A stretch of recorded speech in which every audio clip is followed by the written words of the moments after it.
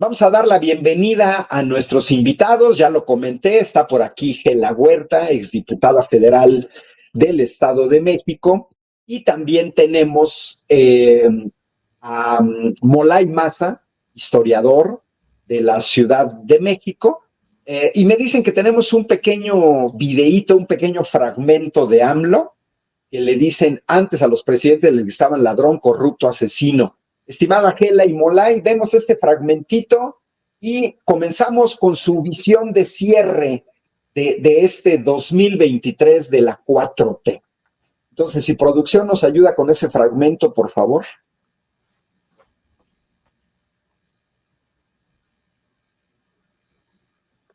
Y si no, pues creo que vámonos. Miren, Selene García, carros, autos caros y gastalones de gasolina. Pues sí, una Suburban, 3 kilómetros por litro.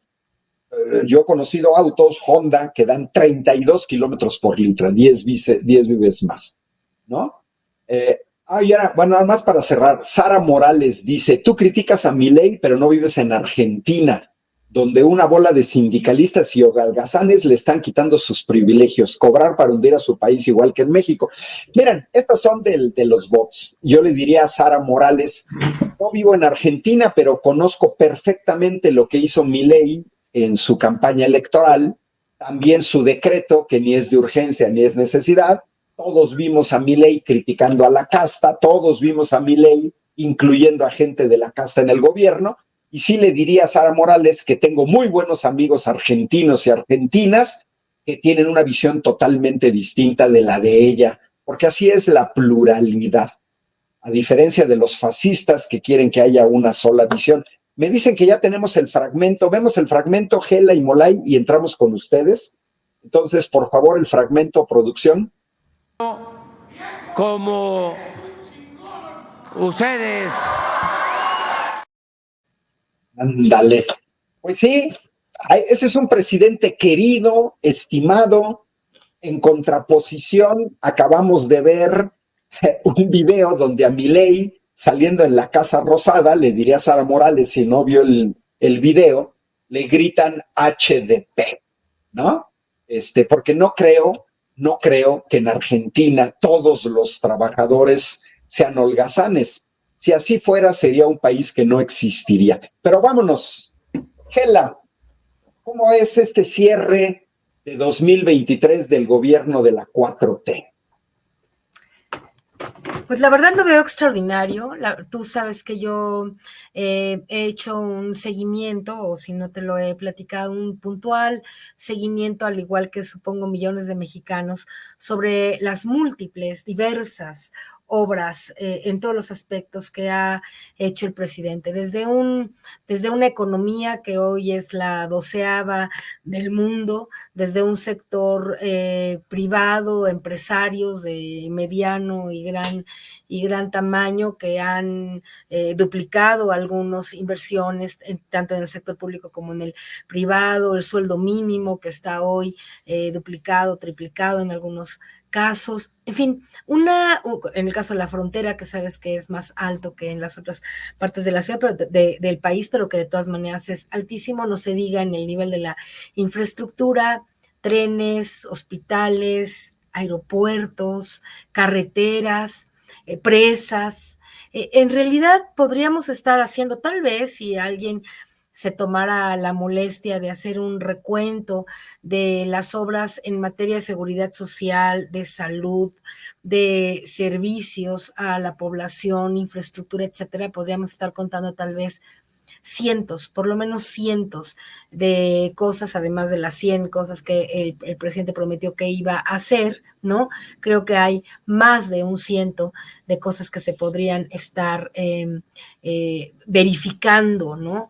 Sobre en esta cuarta transformación. Así que creo que el recuento puede ser muy exhaustivo y puede ser muy positivo, y creo que todos tendríamos que estar muy, muy contentos de ver cómo tenemos un gobierno que a punto de culminar esto de la megafarmacia, ¿no? Es una cosa muy increíble. Creo que la derecha está muy enojada por el sentido profundo que tuvo, ¿no? Hacer una farmacia de esta magnitud. ¿Sabes qué creo? Que el presidente entendió que dejar todo el tema de los medicamentos a las fuerzas del mercado podía implicar lo que había estado pasando, que es una carestía que se produce también porque no le puedes dejar, así como no le puedes dejar al mercado la seguridad, no le puedes dejar solo al mercado la educación y los sectores más, la salud, por supuesto, no puedes dejar eso a las fuerzas del mercado porque el peligro de hacer los energéticos, por eso tanta lucha por la soberanía energética, porque si tú dejas solo a las fuerzas del mercado sectores tan importantes y de vital, que su funcionamiento es vital para la sociedad, entonces puedes estar generando, ¿no? Unos desajustes que en algún momento pudieran afectar gravemente a la sociedad. Dentro del sector salud, el tema de las medicinas y de que la gente tenga medicinas en tiempo y forma es muy importante porque puedes tener un sector salud funcionando, pero si de pronto tienes problemas con los medicamentos que la población necesita, entonces el sector salud, su buen funcionamiento, queda un poco desequilibrado. ¿Qué pasa cuando se resuelve el problema del mercado y las medicinas en un modo como este? Pues sucede que aunque el mercado pusiera, encarecía algún medicamento para subirlo de precio o para que al encarecerlo sea más demandado y por lo tanto pudiera tener precios diferentes, etcétera, lo que el presidente está diciendo, aquí hay una farmacia en donde habrá todos los medicamentos necesarios, ¿verdad? Del mundo, digamos, ¿no? Y entonces cualquiera que los necesite, ahora tenemos una infraestructura nacional, ¿no? En donde cualquier producto, si tú pides ahora cualquier cosa por esto de la Amazon y esas cosas, pues lo puedes recibir incluso mañana o dentro de muy poquitos días, ¿no? Entonces ya existe la infraestructura suficiente para que cualquier producto pueda ser mandado a cualquier parte de la República. Bueno, no voy a hablar a detalle de esta enorme idea, ¿no? Que tiene a la oposición casi llorando, porque justo todas las estrategias que tuvieran para generar problemas y obstaculizar el fluido de un Estado benefactor funcional, ahora el presidente, entendiendo justo eso, ¿no? Está poniendo muchos candados posibles. Yo estoy muy contenta, creo que todos los mexicanos tendríamos que tener la habilidad de buscar la información necesaria para entender que tenemos un gobierno, ¿no? Y que este sexenio ha sido el de un gobierno que realmente hizo una profunda transformación en la sociedad. Termino diciendo que me parece que el drama real, tal vez uno de los únicos cosas que yo podría pues no criticar, pero casi, ¿no? Es que al presidente echarse la responsabilidad personal casi de manejar el tema de la comunicación, de la política de comunicación del gobierno y dejar todo en la mañanera, me parece que el presidente no midió o no se midió de manera adecuada que podría esa estrategia ser insuficiente.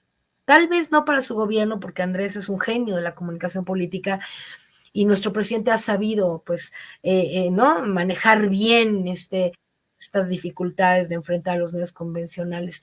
Pero yo creo que en un sexenio venidero, si no se replantea de manera muy, muy formal, estratégica y bien pensada una nueva política de comunicación social para el gobierno, sí es posible que haya más dificultades. Mira, te digo una cosa y con esto cierro.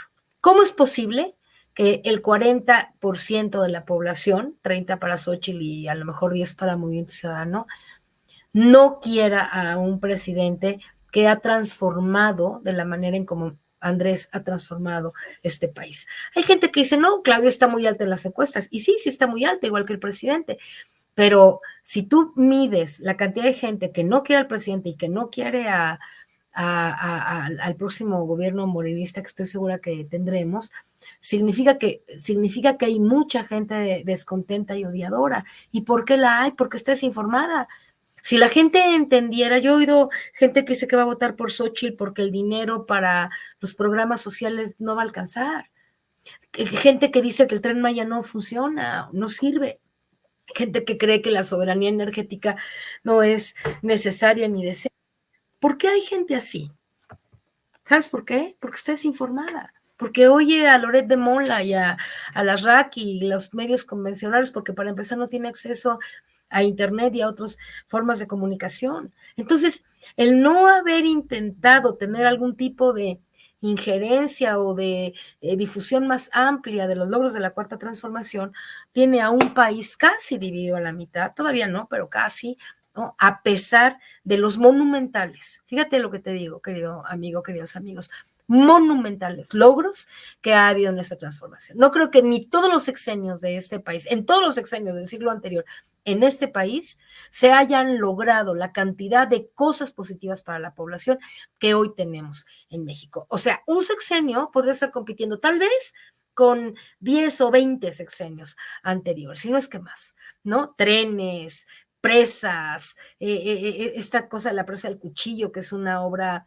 magnífica, aeropuertos, ¿no? Es increíble, carreteras, decenas, miles de kilómetros de carreteras en todo este país, haber salido de la pandemia como salimos, las vacunas, haber salido del problema de Acapulco, que aunque sigue, ¿verdad? No tuvo de lejos, ni de lejos, la magnitud que en el Prianato hubiera tenido. Y sin embargo, la gente no ve, no se da cuenta, no valora. Mucha sí, nosotros, ¿no? Los que vamos a este programa, los que estamos aquí.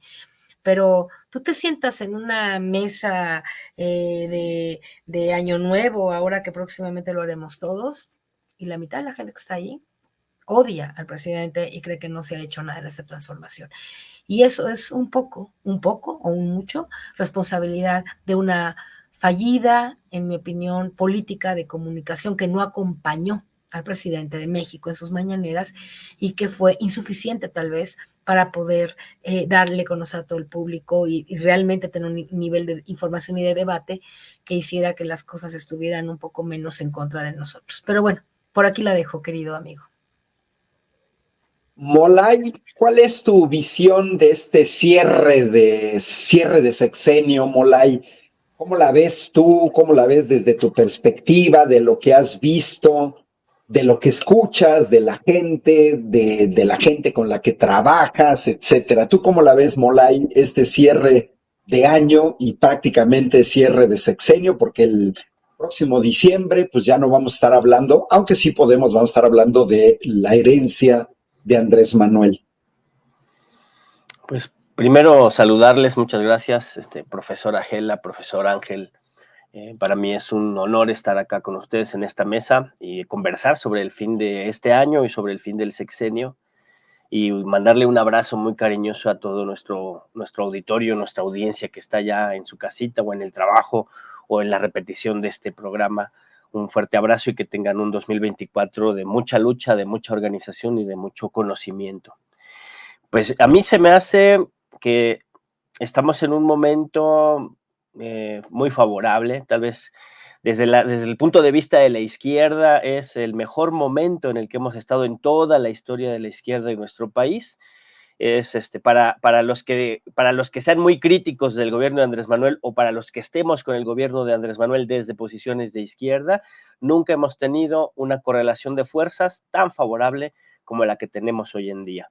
Nunca hemos tenido los espacios de libertad para la discusión política, para la organización, para la movilización, para la discusión teórica, para la publicación de nuestras ideas. Nunca hemos tenido un terreno tan favorable para conversar con nuestro pueblo y para profundizar la democratización. Yo creo que una de las obras que son intangibles, ¿no? Porque no se ven en un monumento, no se ven en una obra pública, pero una de las más grandes obras de este sexenio, de la victoria de Andrés Manuel y de este primer gobierno democrático y popular, es justamente la construcción de la democracia, los primeros pasos que nuestro pueblo está dando en la construcción de la democracia y que es una democracia que tiene que ser popular, que tiene que ser humanista, que tiene que ser radical y que tiene que irse profundizando cada vez más. La democracia tiene que estar observando quién necesita, en dónde hay derechos que no se han ganado, en dónde hay derechos que no se han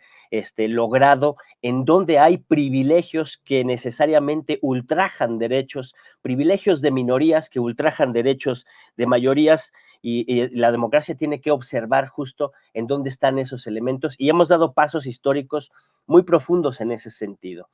Y no puede haber una democracia sana sin una economía sana, por supuesto.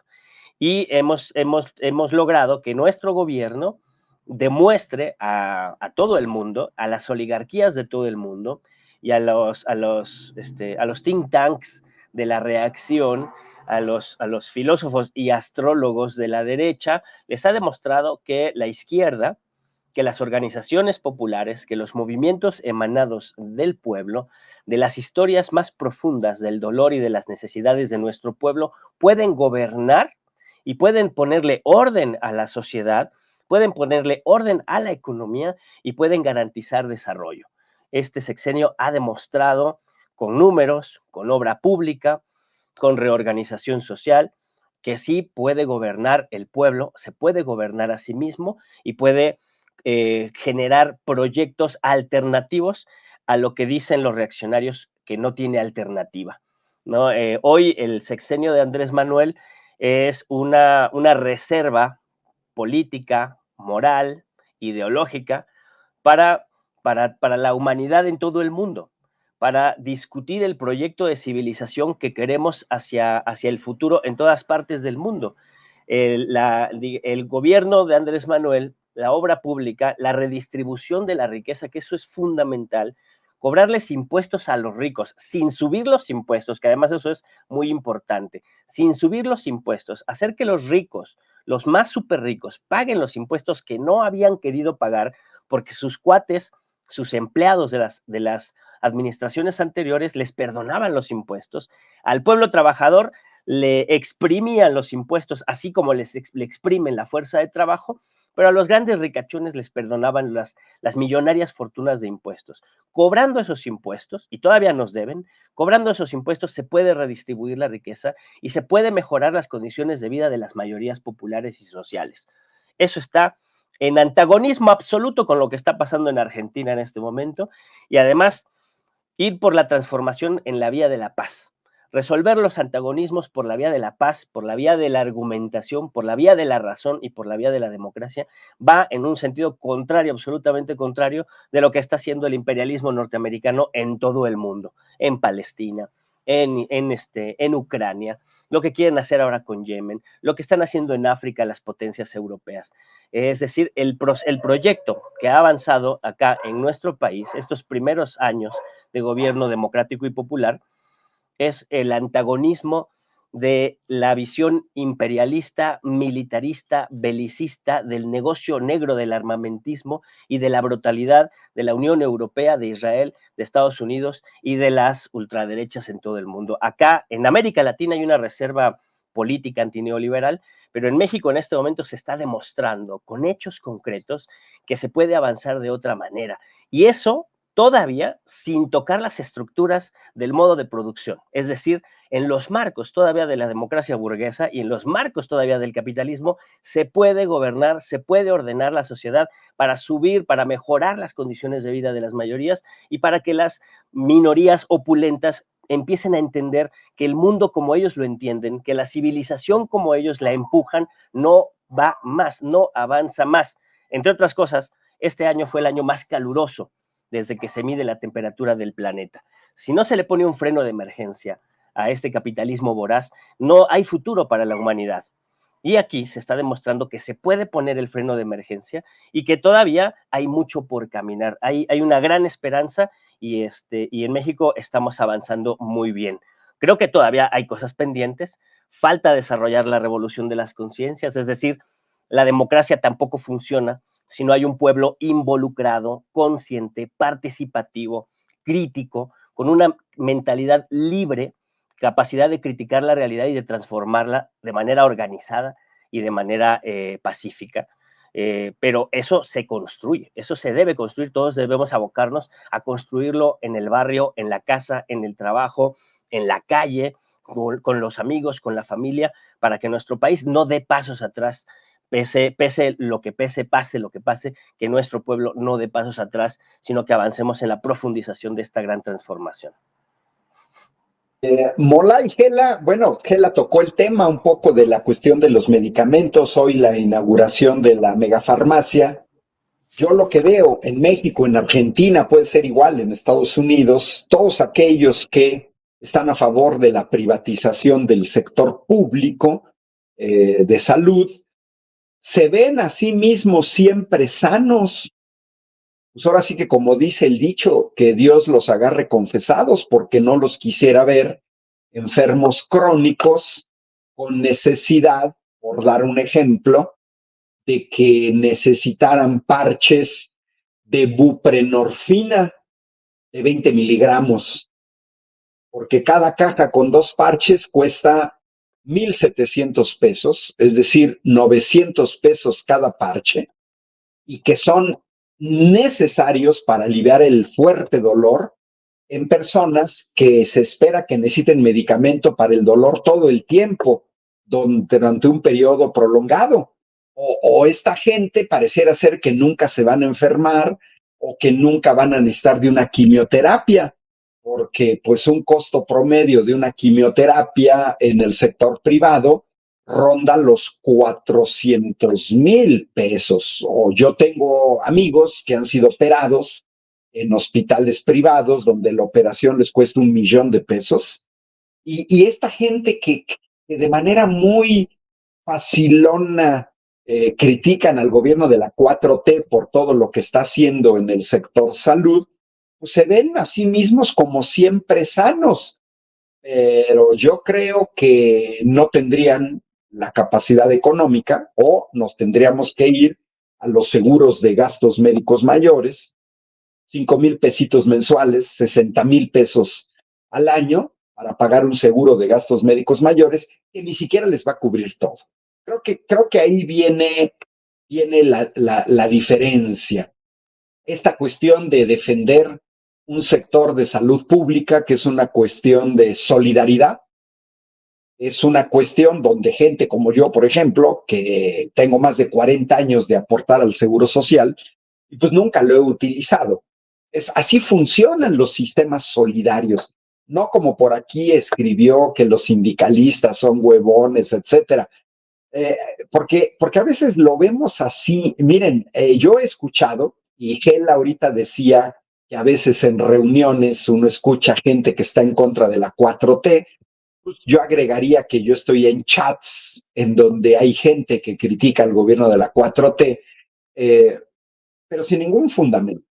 Y eso ha servido incluso para discutir, para politizar a la gente, que ya no nada más necesitamos los medios, sino que también todos nos convertimos en comunicadores y en nuestro entorno vamos dando estos datos, pues porque sí, hay gente que pareciera ser que son como esos changuitos que les tapan los ojos y que no ven la realidad. Eso también forma parte de la población de México. Afortunadamente, pues es la minoría, no es la mayoría y ni siquiera es, como dice la derecha, la mitad de la población. Si fuera así, estaríamos ante un escenario muy complicado en 2024 para las elecciones.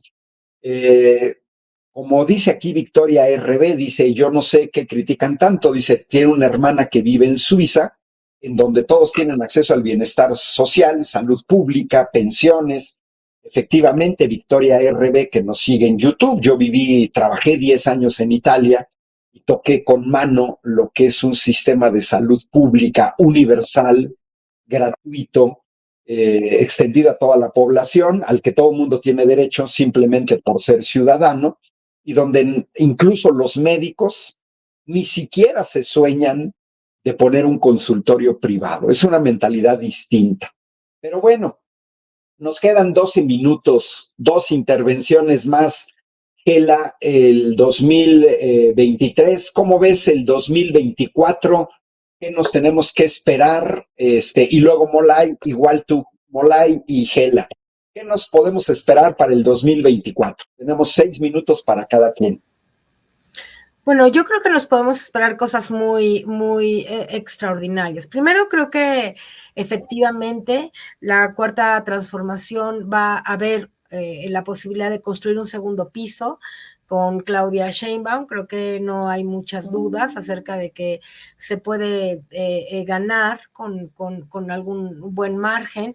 Yo soy un poco menos optimista que tú en cuanto al margen. Creo que las encuestas, si es que decidimos creer que ese oráculos en donde hay una síntesis de todas, habla de un 60% de la población en favor de el cambio, de la transformación, y un 40%, 30 con Xochitl, o 25 dicen algunas, ¿no? Más 7, 8, 10 a veces que le dan a Movimiento Ciudadano, hablan de un total, pues sí, de casi 40% de la población, alguna indefinida, que no están, digamos, con el movimiento transformador. Eso a mí me parece que puede ser visto desde dos perspectivas, con mucho optimismo, como que tenemos más de 20%, 10, 20% de diferencia, 20% de diferencia, o con un poco de pesimismo, como en mi caso, respecto al asunto de que con tantas cosas buenas y con tanta transformación, pues parece increíble que haya un 40% de la población o 30 y tantos por ciento de la población que no esté dándose cuenta de ello, ¿no? Bueno, ese es el punto que quería solamente aclarar y que tiene que ver con lo que decía nuestro querido compañero sobre el asunto de la construcción democrática. Creo que hubo demasiada confianza en esta sabiduría popular y por lo tanto se descuidó el tema de darle mucha información, aparte de la mañanera, que siempre la mañanera es como la gran fuente, ¿no?, de información de México, y darle información por vías más accesibles, además de las redes que son tan importantes, pero que lamentablemente pues no llegan a todo el público masivo. Y entonces, pues la gente se quedó sin información y dice una cantidad de mentiras, ¿no? Y cree una cantidad de fake news que realmente es impresionante. Y yo creo que eso no es abonar a la construcción democrática de un país. Creo que lo primero que tenemos que pensar es que es inminente que la gente esté profunda y verdadera y socialmente accesible la información para que la gente sepa en qué país realmente vivimos, porque a veces hablas con alguien y no, como que dices, pues, ¿de dónde, qué hablas? ¿En qué país vives, no? Desarrollo económico, tenemos en México inflación controlada, bienes materiales para mucha más gente, 5 millones de personas salieron de la pobreza extrema, todos los bienes públicos, ¿no? Toda la gente tiene algún tipo de programa en su casa, ya sea si hay un discapacitado, si un mayor de edad, becas para niños jóvenes, etcétera, ¿no?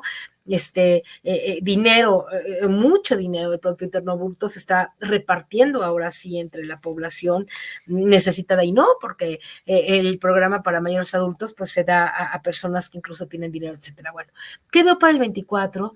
Veo un país con mucho futuro, veo más desarrollo, veo algunos problemas en la constitución de los aparatos de los aparatos legislativos, de las cámaras, porque pienso que la oposición intentará, incluso a través de fraude, posicionarse con algún tipo de mayoría que le dificulte a la doctora Claudia Sheinbaum una gobernabilidad fluida. Sí lo veo que ellos tienen mucha experiencia, veo que van a querer meter a toda la gente más, no sé, ¿no? La que más le sabe pegar al régimen, la que más pelea, la más broncuda, agresiva y difícil, y eso pondrá a las cámaras, creo yo, no a los legisladores, en situaciones más o menos complicadas. Sin embargo, pues espero que con una buena estrategia se logre una mayoría calificada que nos permita seguir haciendo los cambios que vienen. Pero en general soy muy optimista en este aspecto de la continuidad de la cuarta transformación y espero que haya muchas posibilidades de mejorar, sobre todo los temas comunicacionales, como ha sido mi sistemática insistencia en este programa y en algunos otros, querido amigo, pero en general, pues muy optimista para el futuro 24. Estimado Molay, ¿cómo la ves tú para el 24? Vamos a un escenario violento, un escenario donde la oposición, ante su falta de oferta, va a querer descarrilar el proceso electoral. ¿Ves la consolidación de la 4T? ¿Qué es lo que ves tú, Molay? Sí, sí, sin duda la pandilla golpista, que nunca alcanzó a ser oposición democrática, y que milita en los medios de comunicación corporativos, en las empresas manipuladoras de la desinformación, van a intentar generar un relato que deslegitime el gobierno que se ve inminente de la profundización de la cuarta transformación. La doctora Claudia Sheinbaum no tiene rival. En este momento no tiene rival. Dudo mucho que surja alguna figura capaz de aglutinar esperanzas de sectores del pueblo descontentas, con posibilidades de ganar electoralmente a la doctora Claudia Sheinbaum. No creo que pase. La actual candidata gelatinosa de la reacción definitivamente no da, nunca arrancó, nunca tuvo posibilidades. Fue una imposición torpe de los sectores más atrasados de la derecha y lo van a pagar muy caro, pero justo por eso ellos van a buscar construir un relato que deslegitime la victoria de la izquierda. Van a intentar golpear desde el Poder Judicial, van a intentar boicotear el plan C, ¿no? ¿Cómo se boicotea el plan C? Pues desgraciadamente infiltrando reaccionarios a las filas del progresismo. Lo saben muy bien, lo han hecho en otros países y lo están haciendo ahora.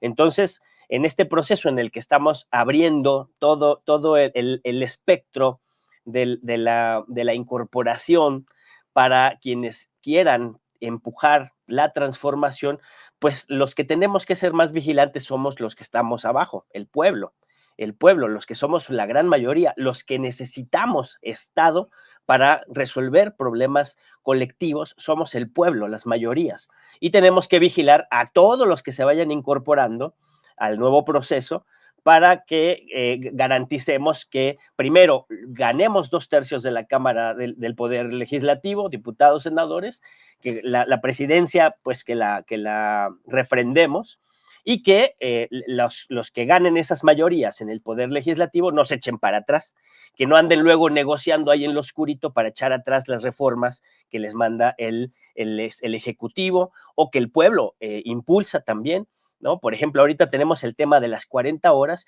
y la bancada de Morena, pues como que le temblaron las piernitas para empujar las 40 horas. Pero los que tenemos que insistir somos los trabajadores, el movimiento obrero, el movimiento magisterial, el movimiento campesino, el movimiento estudiantil. Somos los que tenemos que organizarnos para empujar esas reformas y consolidar el plan C, ¿no? Porque un buen sector de lo que ahora es la oposición, pues se va a estar ahí tratando de entremezclar, porque estamos en un proceso de transformación gradual. Estamos en un proceso de transformación en el que en las reglas del viejo régimen y en las estructuras del viejo Estado estamos incorporando los procesos democratizadores.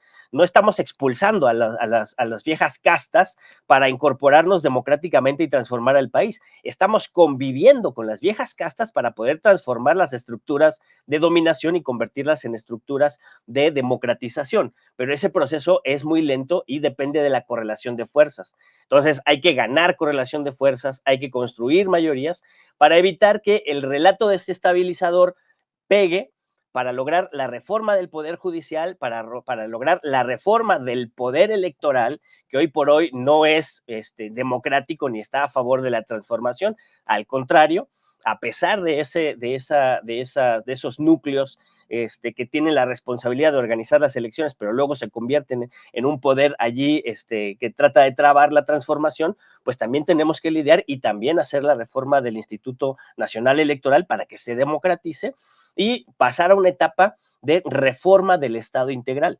Sería, yo creo, el 2024 el inicio de la segunda etapa del primer momento de la reconstrucción nacional, ¿no? Porque todavía hay muchos pendientes, ¿no? Tenemos todavía la violencia que nos heredó el calderonato, ¿no? Y a eso hay que irlo frenando por primera vez en la historia, desde que inició la guerra contra el narco y la violencia prianista. tenemos índices en los que ya se está, tendencias a la baja en la violencia, pero hay que seguir insistiendo en ese avance. Y tenemos, pues, el neoliberalismo nos aventó a 50 millones de seres humanos a la pobreza, ¿no? Ahorita tenemos 5 millones que han salido de la pobreza, pero todavía nos faltan otros 49 millones, ¿no? O sea, 45 millones de seres humanos que salgamos de la pobreza y que vivamos en una república, entendiendo república como un régimen político-social donde no existen los privilegios y donde nadie se queda atrás. Creo que para allá vamos y en eso soy optimista. Se nos echó el tiempo encima. Muchas gracias a David en los controles técnicos. Yo coincido con Molay. También veo un poco de desencanto en Gela. Pero bueno, las cosas son graduales. Y justamente ahorita estaba yo revisando esta proporción. Vamos a darla por buena, de una proporción de 6-4. Bueno, pues yo les recordaría que en el año 2000 la proporción del PRIAN, lo que es el PRIAN, el PAN y el PRI, con respecto a las fuerzas progresistas en México, pues era ni más ni menos que de 80% a 17%. Es decir, en el año 2000, 8 de cada 10 mexicanos apoyaban al PRIAN en el año 2000. Para el año 2006, y con el fraude que tuvimos, el más documentado y más escandaloso de la historia de México, la proporción era 60-35. Es decir, todavía 6 de cada 10 mexicanos apoyaban al PRIAN. En el 2012 creció esta proporción de apoyo al PRIAN a un 66%, es decir, a 2/3 partes. Y yo recuerdo, tengo el dato preciso, que en 2018 es donde comienza a darse la vuelta a la tortilla, porque la coalición Juntos Haremos Historia ganó las elecciones con el 53%, y digamos, en 2018 es la primera vez en décadas que el PRIAN pasa a ser minoría. El PRIAN, ya juntando votos del PRI y del PAN, alcanzaron el 47%. Entonces, pues más o menos con datos oficiales, pues estábamos mitad y mitad. Sin embargo, si hoy damos por bueno el 60-40, pues tendríamos que observar que la gente del lado de la coalición Juntos Haremos Historia subió del 53 al 60%, y que la proporción de los que apoyan al PRIAN bajaron del 47 al 40% en este sexenio. Bueno, con esta tendencia, pues yo recuerdo que antes de 2018, Morena no gobernaba ningún estado, no tenía ninguna gubernatura. Hoy en día Morena gobierna 22 estados, y si agregamos a un partido aliado en este momento temporal, estaríamos hablando de 23 estados de la República. Bueno, los invitamos a que sigan ahorita de 3-4. Estará lo mejor de Resentidos. A las 4 de la tarde entra nuestro buen amigo Jairo Calixto. A las 9 de la noche va a haber una retransmisión del programa de la mañana con Vicente. Para el lunes vamos a tener todo el día programación de entrevistas que realizó Vicente Serrano durante el 2023, además de que se van a transmitir los mejores videos de todo el 2023. Entre ellos va a estar uno mío, donde me pitorreo de Sandra Cuevas, donde afirmé que tenía mucho show y poca consistencia. Pues muchas gracias a todos los que siguieron esta transmisión en vivo en alguno de los canales de YouTube, Sin Censura TV, Sin Censura Presenta, Sin Censura Media, y también muchas gracias a los que siguieron Sin Censura TV en Facebook. Un abrazo de Año Nuevo y de Navidad a mi estimada Gela Huerta al Estado de México y a Molay Maza a la Ciudad de México. Nos veremos aquí el próximo 2024, donde va a ser muy importante, por lo que ha venido señalando Gela en varios programas, esta batalla de narrativas, esta batalla de comunicación, donde esperemos que surjan y se consolidan nuevos medios alternativos como televisión abierta, y que haya un enorme esfuerzo de comunicación, efectivamente, pues para toda la gente que nada más ve Televisa, que nada más ve Televisión Azteca, que nada más escucha el radio. Pues feliz año, estimada Gela, feliz año, Molay, un abrazote, nos despedimos y dejamos el espacio para Resentidos. Hasta la próxima.